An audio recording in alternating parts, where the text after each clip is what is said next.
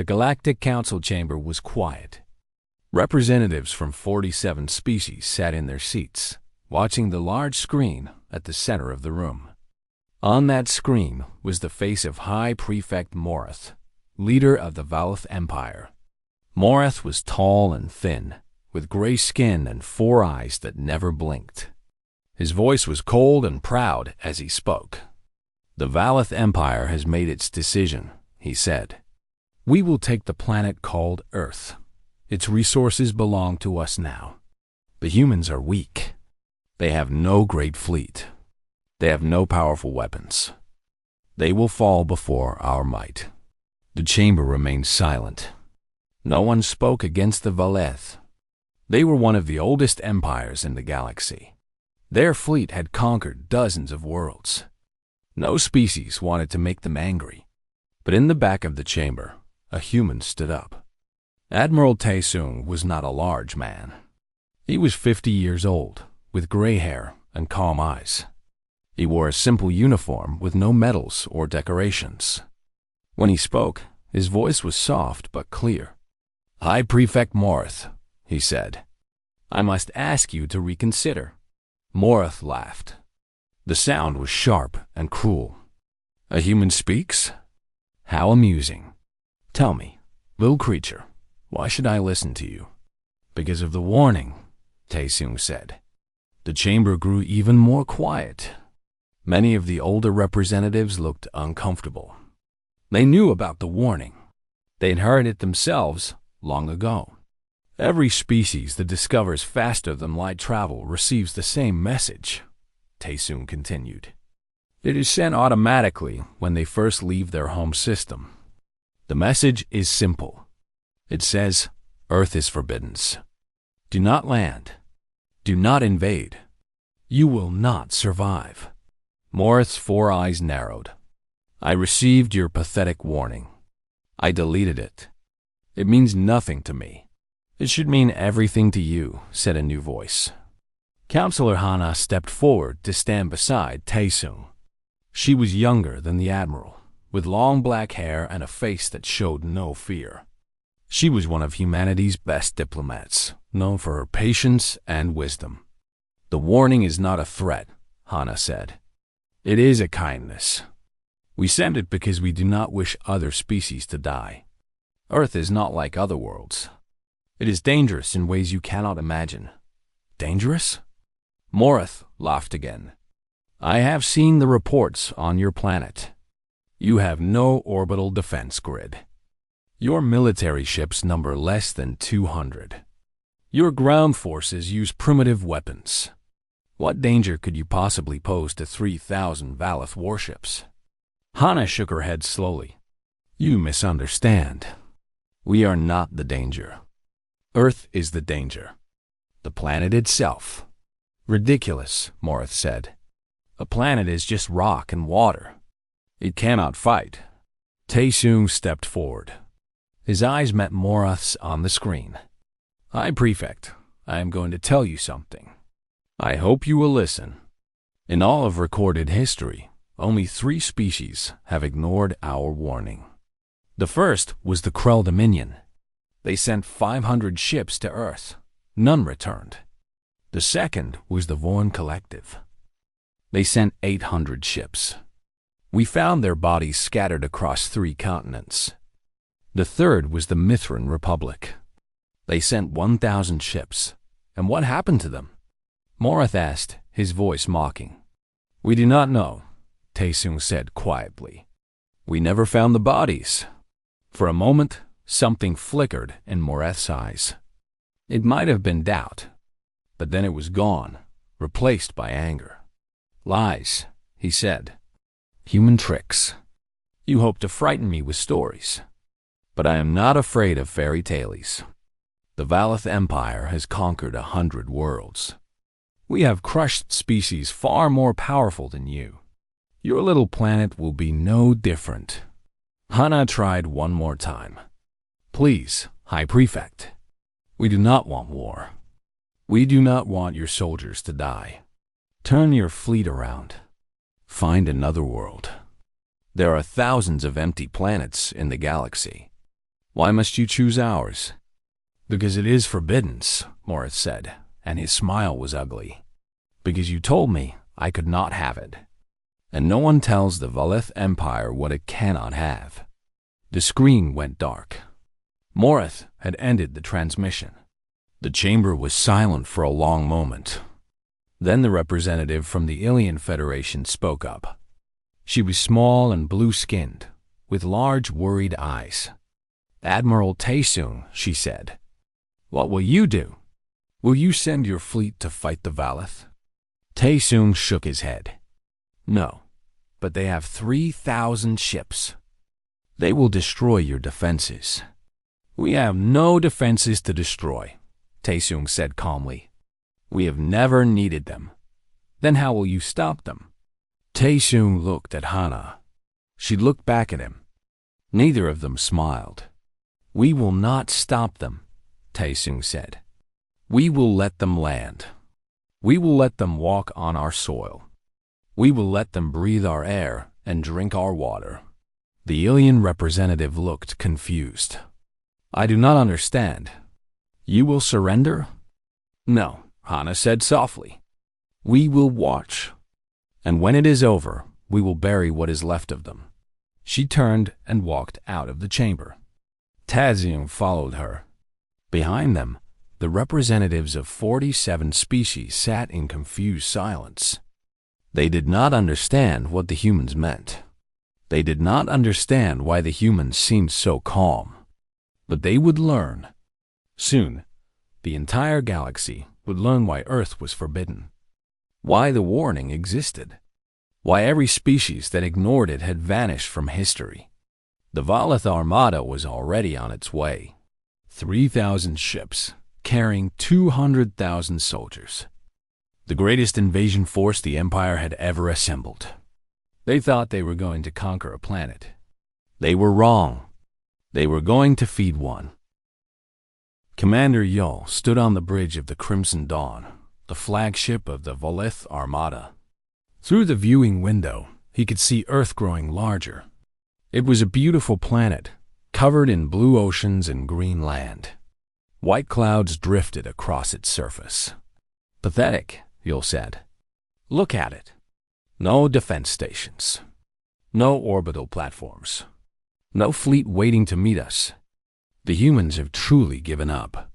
Lieutenant Bora stood nearby, watching her control panel. She was younger than the commander, with darker gray skin and nervous movements. Something about this mission made her uneasy, but she could not say what. Commander, she said, I am getting strange readings from the planet. What kind of readings? The atmosphere is thicker than expected. Much thicker. And the gravity is stronger than our projections showed. Yul waved his hand dismissively. Our ships can handle a little extra weight. Continue the approach. Yes, Commander. But there is more. The electromagnetic field around the planet is very powerful. It is causing problems with our communication systems. Fix it? I am trying, Commander. But the interference is getting worse as we get closer. Yul frowned. This was annoying, but not worrying.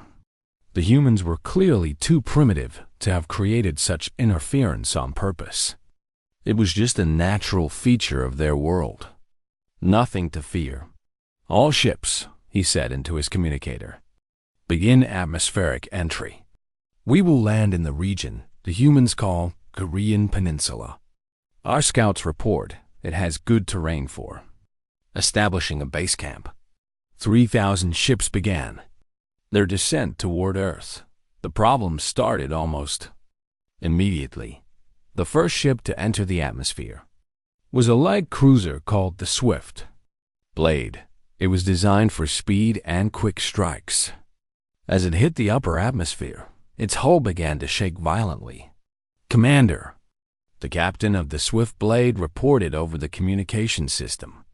The atmospheric resistance is much stronger than expected. My ship is overheating. Slow your descent, Yul ordered. Adjust your angle. I am trying. The gravity is pulling us down too fast. I cannot. the communication cut off. Through the viewing window, Yul saw the swift blade turn into a ball of fire. It broke apart and fell toward the planet in burning pieces. What happened? Yul demanded. Lieutenant Bora checked her readings, her hands shaking. The ship could not handle the stress, Commander. Our hulls are designed for planets with lighter gravity and thinner atmospheres. Earth has neither. Before Yul could respond, more reports came flooding in. Ship after ship was struggling with the descent. Some lost control and crashed. Others caught fire from the friction. Some simply broke apart under the pressure. How many have we lost? Yul asked, his voice tight with anger. 47 ships so far, Commander. And more are in trouble. This is impossible. We have conquered dozens of worlds. How can one planet cause so much damage? But Earth was not like other planets. The Valeth had evolved on a world with weak gravity and a thin atmosphere. Their bodies were tall and thin because they did not need to fight against strong forces. Their ships were built the same way, light and fast, but fragile. Earth did not care about their engineering. Earth had rules of its own, and those rules were brutal. By the time the fleet finished its descent, 112 ships had been destroyed. Before a single weapon was fired, before a single human soldier was seen, the Valeth had already lost men. On the ground, Dr. Junho watched the burning ships fall from the sky. He was a scientist who worked at a research station outside Seoul. His job was to study alien biology. But today he was watching something he had always known would happen. They really came, he said softly. Captain Subin stood beside him. She was a military officer, strong and calm, with short black hair and steady eyes. Her job was to coordinate the ground response to any invasion. What are your orders, Captain? One of her soldiers asked. Su-Bin shook her head. No orders. We do nothing. But they are landing. They will attack us. No, Subin said. They will try to attack us. There's a difference. Our orders from command are clear. Let them land. Let them set up their camps. Let them experience Earth. And then? Subin watched another Valeth ship crash into a mountain in the distance. The explosion lit up the evening sky. And then we clean up whatever is left. The surviving Valeth ships landed in a wide valley. Commander Yul was among the first to step onto Earth's surface. He took a deep breath of the alien air and immediately felt dizzy. What is wrong with this air? He gasped. A medical officer hurried over to check him. Commander, the oxygen levels are very high, much higher than our homeworld. It is making our soldiers lightheaded. Then give them breathing masks. We do not have enough, Commander. We did not expect to need them. Yul looked around at his soldiers. Many of them were stumbling. Some had fallen to their knees. The simple act of breathing was making them sick. And then there was the gravity. Every step felt like walking through thick mud. Their legs ached. Their backs hurt. Simple movements that would have been easy on their homeworld now required enormous effort. This planet is trying to kill us, Lieutenant Bora said quietly. Yul turned to her with fury in his eyes. A planet cannot try to do anything. It is just dirt and rock. We are the Valeth. We do not fear dirt and rock. But even as he spoke, Yul could feel the weight of Earth pressing down on him. His hearts were beating too fast. His joints were already starting to hurt. In the distance, thunder rumbled. Dark clouds were gathering on the horizon. The Valeth did not know what those clouds meant. They would learn soon.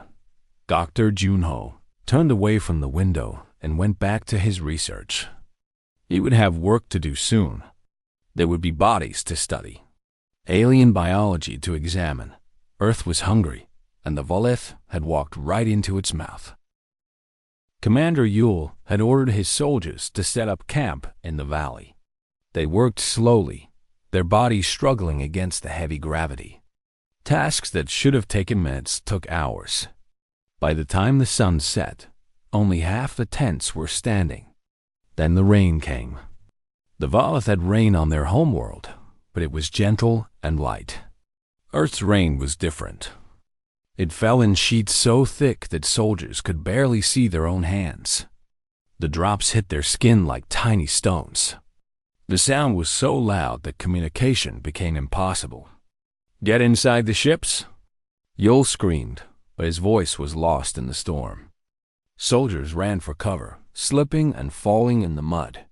The ground that had been solid an hour ago was now a river of brown water. The ground that had been solid an hour ago was now a river of brown water. Tents collapsed. Equipment washed away. Soldiers who fell could not get up. The mud pulled at them like hungry hands. By morning, 37 soldiers had drowned. Not in battle. Not fighting enemies. They had drowned in mud and rainwater on flat ground. Lieutenant Bora found Commander Yul sitting in the command tent. His uniform was soaked and dirty. His eyes were empty. "Commander," she said, "we have received the casualty reports from last night." "How many?" 37 dead from the storm. Another 112 injured. Broken bones, mostly. The gravity is too strong for our bodies. Simple falls are causing serious damage. Yul said nothing. He just stared at the tent wall. "There is more, Commander. The soldiers who drank water from the local streams are getting sick. Our medical officers say the water contains tiny organisms that our bodies cannot fight. We do not have immunity to Earth's diseases." "How many are sick?" "Over 300. Some are very bad. The medical officers do not know how to treat them." Yul finally looked up. "Send scouts to find clean water. And send patrols to explore the area. We need to understand this land." "Yes, Commander." The patrols went out. Most did not come back. Sergeant Kyung watched from a hilltop several kilometers away. He was human, a soldier assigned to observe the invasion without interfering. Through his telescope, he could see the Valith patrols moving through the forest. He could also see what was waiting for them. The first patrol walked into a nest of wasps. On most planets, insects were small and harmless. On Earth, they were weapons. The wasps attacked in a swarm of thousands. Their stings injected venom that caused extreme pain and swelling. Several Valith soldiers went into shock. 2 died before the others could drag them away. The second patrol found a river and tried to cross it. They did not see the current beneath the surface. 3 soldiers were swept away and drowned. 1 was pulled under by something in the water. Kyung thought it might have been a large fish. Or maybe a turtle. On Earth, even the fish could kill. The third patrol was attacked by birds. A flock of crows decided that the strange gray creatures were threats to their nests. The birds dove at the soldiers, pecking at their eyes and faces. The Valith had never encountered anything like it. They ran screaming back to camp. Kyung made notes in his journal and sent a report to Captain Subin. "Day 2, he wrote. "Enemy forces are being destroyed by local wildlife. No human intervention required. Recommend continued observation." In the camp, things were getting worse. The high oxygen levels were causing problems for many soldiers. Some became confused and made bad decisions. Others felt a strange energy that made them unable to sleep. A few experienced seizures. The gravity continued to punish them. Soldiers who stood for too long found their legs giving out. Their hearts worked too hard to pump blood against the extra weight. Several had heart attacks. And then there was the heat. The Valith came from a cold world. Earth's summer temperature was like standing next to a fire.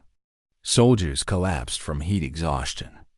Their gray skin turned an ugly purple color as their bodies overheated. Medic Tal worked without rest, moving from patient to patient.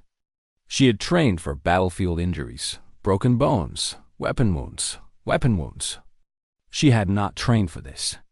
Her patients were dying from air and water and weather. I cannot help them, she told Lieutenant Bora. I do not have the right medicines. I do not understand how their bodies are failing. Everything about this planet is poison to us. Bora nodded. She had reached the same conclusion herself. How many can still fight? She asked. Tall laughed bitterly. Fight? None of them can stand for more than an hour. They cannot breathe without becoming dizzy. They cannot drink the water or eat the local food. Commander, we have been here for 2 days. We have lost nearly 40% of our ground forces. And the humans have not even attacked us yet.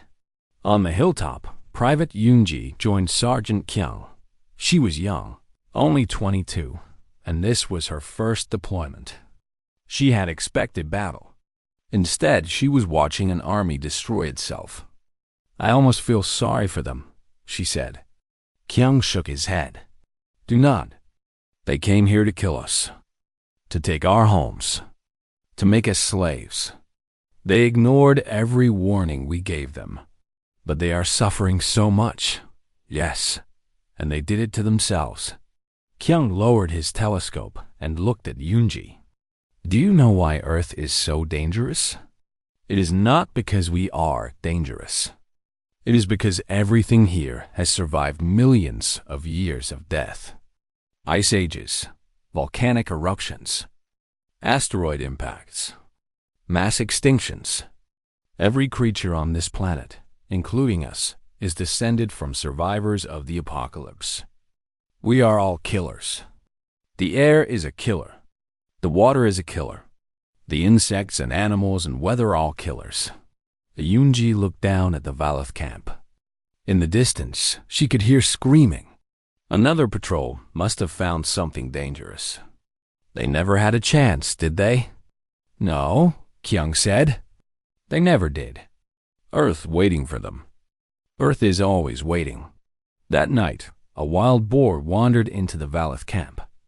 It was a large animal, nearly 200 kilograms of muscle and tusks and bad temper. It was angry that strange creatures had invaded its territory. The boar killed 7 soldiers before anyone could stop it. Their weapons could not pierce its thick hide. Their bodies were too weak and slow to dodge its attacks. In the end, 20 soldiers had to work together to drive it away. Commander Yul watched the wounded being carried to the medical tents. He said nothing. There was nothing to say. Earth was winning, and the battle had barely begun. There was no choice. Of the 200,000 soldiers who had landed on Earth, only 40,000 could still stand. The rest were dead, dying, or too sick to move. The medical supplies were gone. The clean water was gone. The food from their ships was running out, and nothing on Earth was safe to eat. Get everyone back to the ships, Yul ordered. His voice was hollow and broken. We are leaving this cursed planet. But even the retreat was a disaster. The path back to the landing zone crossed a river that had been small 5 days ago. Now, after days of rain, it was wide and fast and angry. Soldiers tried to cross and were swept away. Others refused to enter the water and had to find another route, adding hours to their journey. The sun beat down on them without mercy. Soldiers collapsed from exhaustion. Those who could not walk were left behind. There was no strength to carry them, and then the insects found them. Mosquitoes. Billions of them. They rose from the wet ground in clouds so thick that soldiers could not breathe without swallowing them. The tiny creatures bit every piece of exposed skin. Their bites itched and burned and swelled. But the real danger was what the mosquitoes carried inside them. Diseases, parasites, invisible killers that would take days to show their effects. The Valor soldiers did not know it yet, but hundreds of them were already infected with things that would kill them before they reached home. Lieutenant Bora stayed close to Commander Yul as they walked. She had lost weight, they all had. The gravity and the heat had melted the fat from their bodies. Her uniform hung loose on her thin frame. "Commander," she said quietly, "I have finished counting our losses. Tell me, of the 3,000 ships that entered this system, we have fewer than 200 that can still fly. The rest were destroyed during landing or damaged beyond repair. Of the 200,000 soldiers we brought, we have lost more than 160,000. Dead, missing, or too injured to evacuate." Yul stopped walking. He stood in the middle of the muddy path, his body shaking. 160,000, he repeated. "We lost 160,000 soldiers. And we never saw a single human warrior. We never fired a single weapon at an enemy. We were defeated by a planet." "Yes, Commander." "How is that possible? How can dirt and air and water kill an army?" Bora looked around at the Earth landscape. It was beautiful in a terrifying way. Green forests stretched to the horizon. Birds sang in the trees. A butterfly floated past on gentle wings. "Because we are not meant to be here," she said. "This world did not evolve for us. Everything here, the gravity, the atmosphere, the creatures, the diseases, everything developed over millions of years. It all fits together perfectly. And we do not fit." They reached the ships by nightfall. The remaining soldiers crawled aboard, more dead than alive. Many had to be carried. Some died in the arms of their comrades, their bodies finally giving up after days of torture. Commander Yul sent one final transmission to High Prefect Morath. He did not care about pride anymore. He did not care about appearing weak. He only wanted to warn others. "High Prefect," he said into the communicator, "our invasion has failed. Earth is not a planet. It is a predator. It kills without weapons. It destroys without armies. Do not send more ships. Do not send more soldiers. Leave this world alone. It is not worth the price." There was a long silence. Then Morath's voice came through the speaker, and it was cold with fury. "You have disgraced the Valith Empire," Morath said. "You have lost 3,000 ships to a primitive world. You are weak and worthless. Do not return home, Commander. You are no longer welcome." The transmission ended. Yul stared at the silent communicator for a long moment. Then he gave orders for the surviving ships to leave Earth's atmosphere. They rose slowly, their engines struggling against the heavy gravity. Bora watched through a viewing window as Earth grew smaller beneath them. It looked so peaceful from space, so blue and green and innocent. It was all true, she said.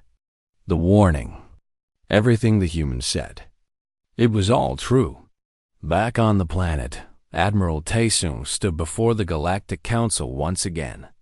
The representatives of 47 species watched him in silence. Many of them looked frightened.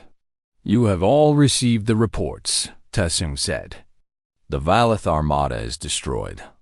Their army is gone. They were on our planet for 5 days. In that time, they lost over 90% of their forces." "How?" the alien representative asked. Her voice was shaking. "How did you defeat them? What weapons did you use?" "We used no weapons," Taesung said. "We did not need to. Earth defeated them. Our gravity crushed their bodies. Our atmosphere poisoned their lungs. Our weather broke their spirits. Our wildlife hunted them like prey." He pressed a button, and images appeared on the large screen.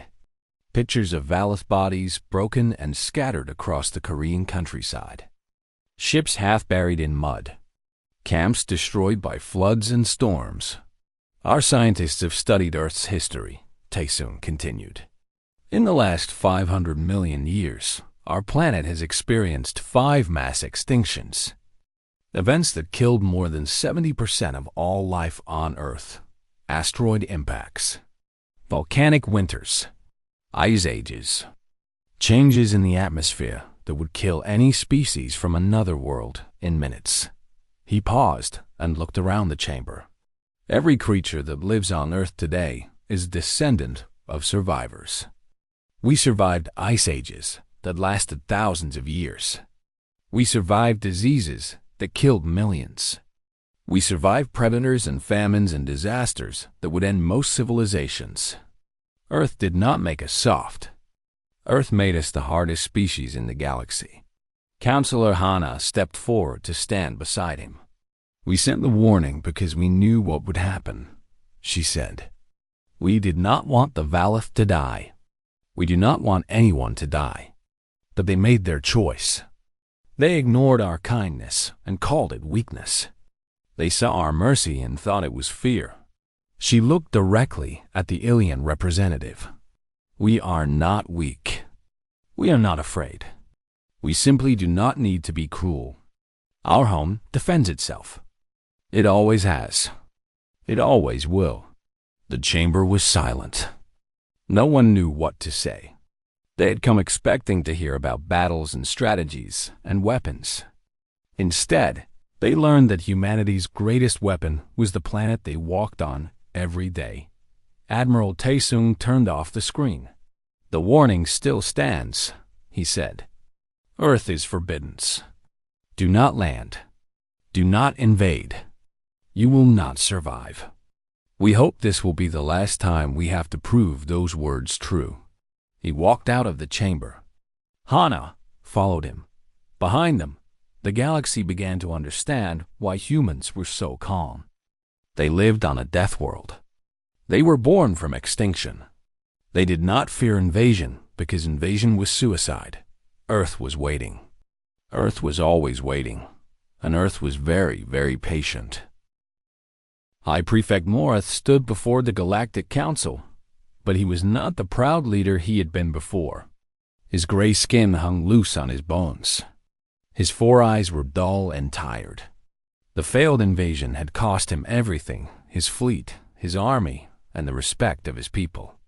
Admiral Taesung watched from the human section of the chamber. He felt no joy in seeing Morith broken. He only felt sadness that it had come to this. "High Prefect Morith," the council speaker said, "you have been brought here to answer for your crimes. You ignored the official warnings of a protected species. You invaded a forbidden world. You caused the deaths of over 160,000 of your own soldiers. What do you have to say?" Morith was silent for a long moment. Then he spoke, and his voice was the voice of a man who had lost everything. "I was arrogant," he said. "I saw the humans and thought they were weak because they did not threaten us. I saw their planet and thought it was harmless because it was beautiful. I was wrong. I was so terribly wrong." He turned to face Taesung directly. "I understand now why your species is so calm. Why you do not boast or threaten. You do not need to. You have survived things that would destroy any other species in the galaxy. Your world is a monster that has been training you for millions of years. I thought I was sending an army to conquer you. Instead, I sent them to be eaten." Taesung stood and walked to the center of the chamber. He stood before Morith, human and Valith, facing each other for the last time. "What would you have us do with you?" Taesung asked quietly. "You tried to take our homes.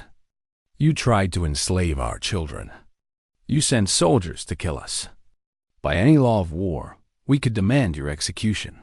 Morith closed his eyes. "I would deserve it." "Perhaps," Taesung said, "but that is not the human way. We have learned something in our long history of survival. Revenge does not rebuild. Hatred does not heal. We will not kill you, High Prefect. We will let you live with what you have done." A murmur went through the chamber. Many species would have demanded blood for such an offense. The Velith themselves were known for their cruelty to defeated enemies. But the humans asked for nothing. Counselor Hana stepped forward. "However, there will be a new warning.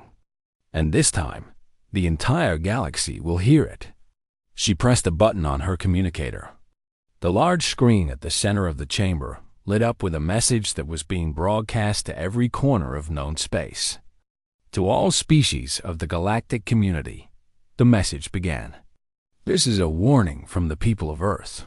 Our world is forbidden. Do not land. Do not invade. You will not survive. The Valith Empire ignored this warning. 3,000 ships entered our system. Fewer than 200 left. 200,000 soldiers walked on our soil. Fewer than 40,000 will reach home alive. And the humans did not fire a single weapon. Our planet defended itself, as it always does. Earth is not a colony to be taken. It is not a resource to be harvested. It is a predator wearing the mask of paradise. It has been killing for 4 billion years. It will keep killing for 4 billion more. Heed this warning. Remember the Valith. Do not follow their path. The message ended. The chamber was absolutely silent.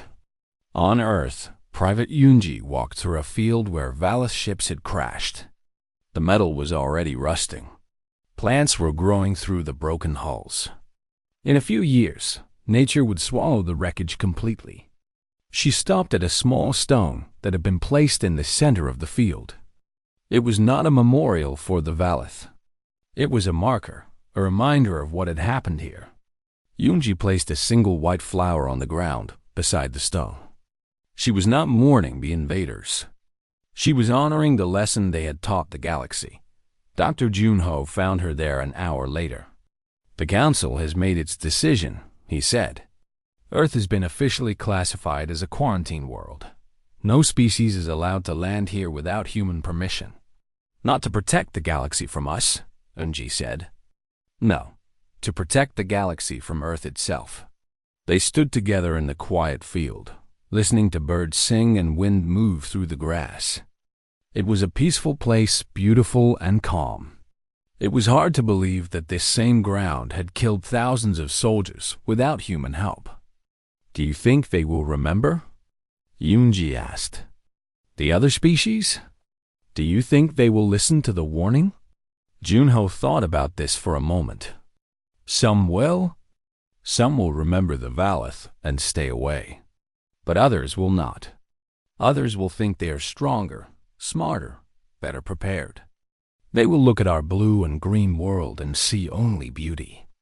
They will not see the trap. And what happens then? Then Earth will teach them the same lesson it taught the Valith. The same lesson it taught the Crow and the Vorn and the Mithran. The same lesson it has been teaching for millions of years. What lesson is that? Junho smiled sadly. That survival is the only victory that matters. And Earth has been winning that battle longer than any other world in the galaxy. Far across the stars, a young alien child pointed at a glowing blue dot in the night sky. What is that, Mother?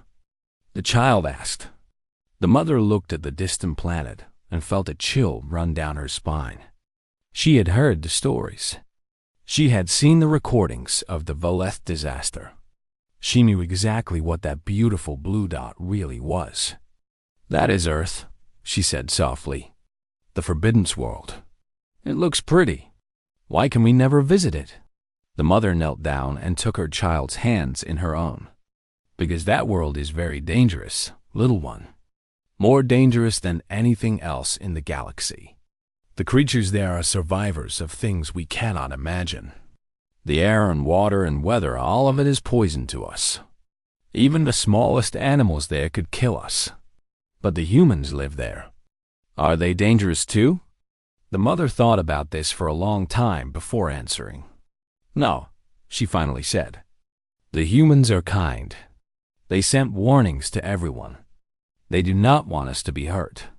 But their home is a monster. It has been eating species like us for longer than our civilization has existed. The child looked at the blue dot again with new eyes. It still looked beautiful. But now there was something else in that beauty. Something cold and patient and hungry. The warning went unheeded, the mother whispered. And the galaxy learned why Earth is forbidden. Let us pray that no one ever forgets again. In the endless void of space, Earth continued to spin, blue and green and beautiful, waiting for the next fool who thought beauty meant safety. It would wait forever. It had all the time in the universe, and it was very, very hungry.